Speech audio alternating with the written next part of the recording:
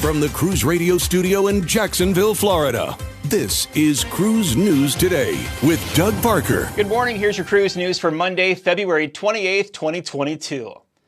Norwegian Cruise Line Holdings CEO Frank Del Rio isn't mincing words when it comes to his stance on the CDC. I don't need the CDC to tell me how to operate a safe cruise line, and our protocols have always exceeded theirs and continue to do so. During a recent earnings call with investors, Del Rio, who you just heard from, admitted that he's been very vocal throughout the pandemic to the CDC as they didn't shut down any other industry for nearly 18 months.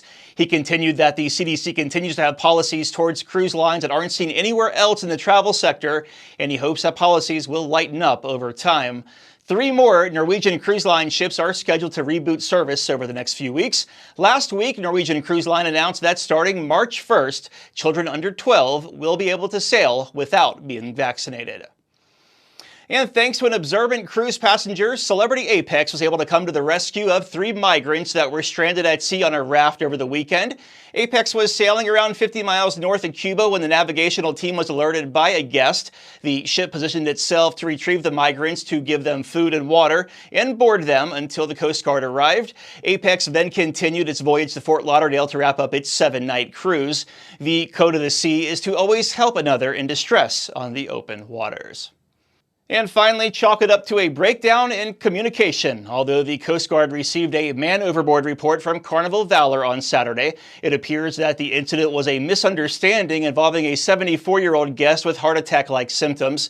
Late Saturday evening, Carnival clarified by saying there was a miscommunication that resulted in a false report of a person overboard. After the Coast Guard disembarked the sick guest on the Mississippi River, Carnival Valor continued its Western Caribbean itinerary. And cruise line stocks were up on Friday. These lights are like super bright this morning.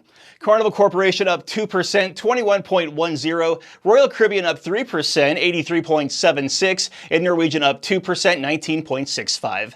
Breaking news and up-to-the-minute industry coverage at cruiseradio.net. I'm Doug Parker with Cruise News Today. Cruise News Today is a production of Cruise Radio. For daily updates, subscribe to the Cruise Radio YouTube channel or visit cruiseradio.net.